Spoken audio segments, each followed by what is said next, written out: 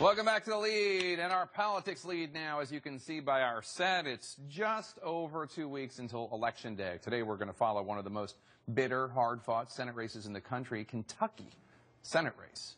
The Secretary of State there, Allison Lundergan Grimes, is trying to unseat the Senate Minority Leader Mitch McConnell, the man who may find himself running the Senate if he can survive her challenge. The race, though, may not hinge on such major issues. Instead, it might come down to, in some ways, a flap over burgers and wages and double entendres. CNN investigative reporter Chris Freites traveled to the bluegrass state for this report.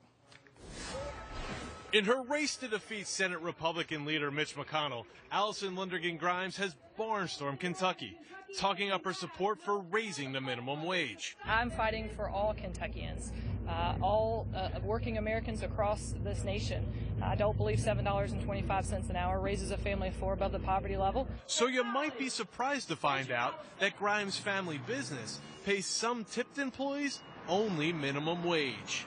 Here in Kentucky, servers at Huge Ass Burgers, yep, you heard that right, make just $2.13 an hour. That's the minimum wage for tipped employees, and it hasn't budged since the 90s.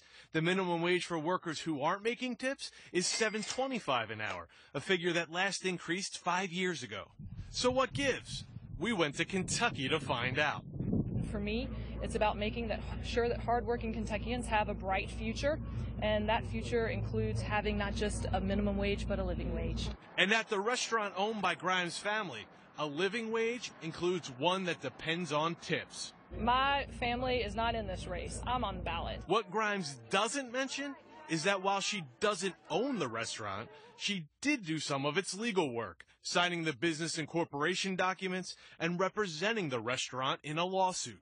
The minimum wage isn't the only issue where the restaurant doesn't practice what Grimes preaches. On the campaign trail, she's been an advocate for women's issues. Her camp even accused Republicans of sexism.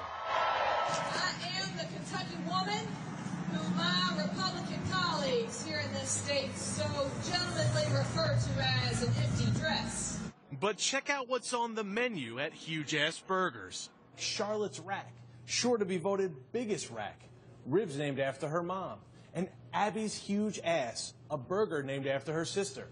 And they sell souvenir items like this Check Out My Buns apron.